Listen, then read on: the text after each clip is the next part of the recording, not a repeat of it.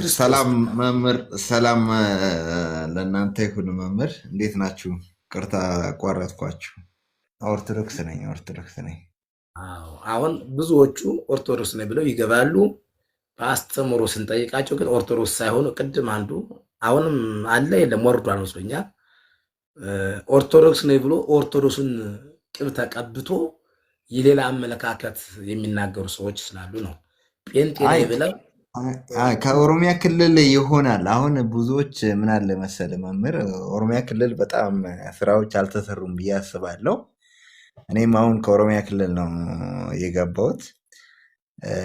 እኛ ጋር አሁን በተለይ አሁን የኦሮሞ ማህበረሰብ አባቴ ኦሮሚያ ክልል ኦር- አካባቢ እ? ኦሮሚያ ክልል የት አካባቢ ነው?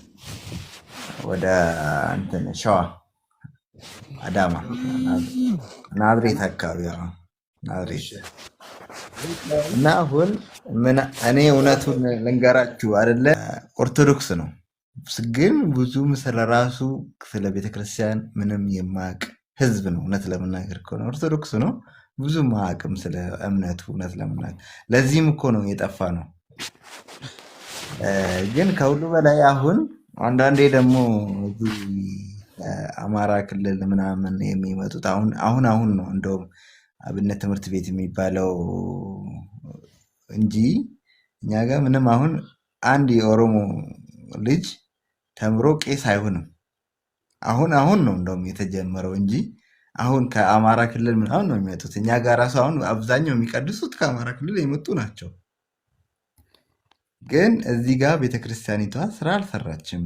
እውነት ለመናገር ከሆነ በራሳችን ቋንቋ አለመማራችን ተጎድተናል። ግን አሁን አንተ ብዙ ነገር ስትናገር ሰምቻለሁ። አሁን ቅድም ብዙ ቤተክርስቲያኒቷ የኢትዮጵያ ኦርቶዶክስ ቤተክርስቲያን ብዙ ብዙ ብዙ ነገር በእኛ ተበድነናል። እውነት ለመናገር ከሆነ እኔ ጎንደር ነው የተወለድኩኝ።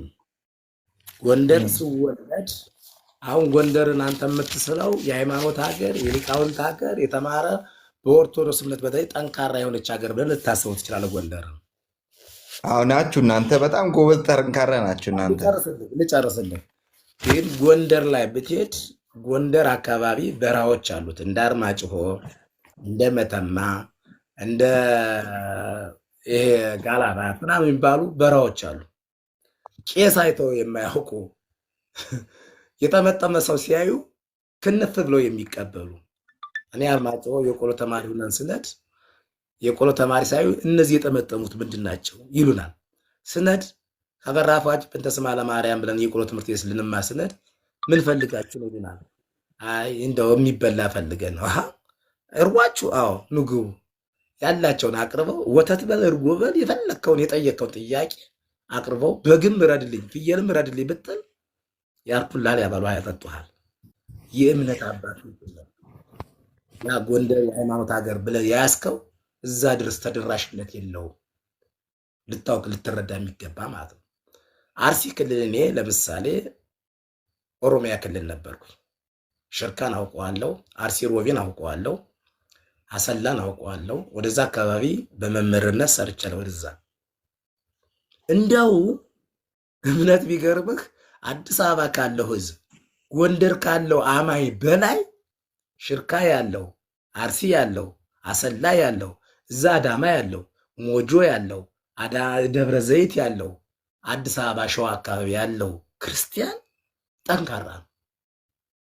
ከበጣ ገቡ ሌላ ቤተ እምነት እያለ ከዚህም እየተቀደሰ ከዚህ ኢየሱስ ጌታ ነው እየተባለ ከዚህ እየተቀደሰ እዛ አላሁ አክበር እየተባለ በተቀራረበበት ቦታ እምነቱን አጠንክሮ በእምነቱ የሚመላለስ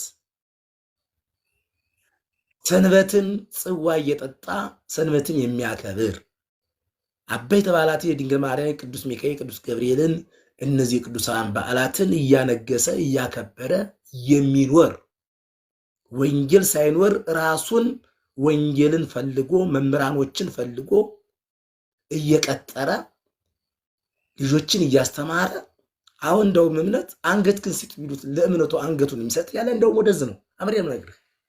የኛ የጎንደሩ ገበሬ በእምነቱ ማውራት አይፈልግም። አባቱና እናቱ የሰጡኝ እምነት ነው ብሎ ተቀብሎታል። ማህበር ይጠጣል፣ ጽዋ ይጠጣል። ማቴዎስ ምዕራፍ ቁጥር ብትጠይቀው አያውቅም። ገበሬው አያውቅም።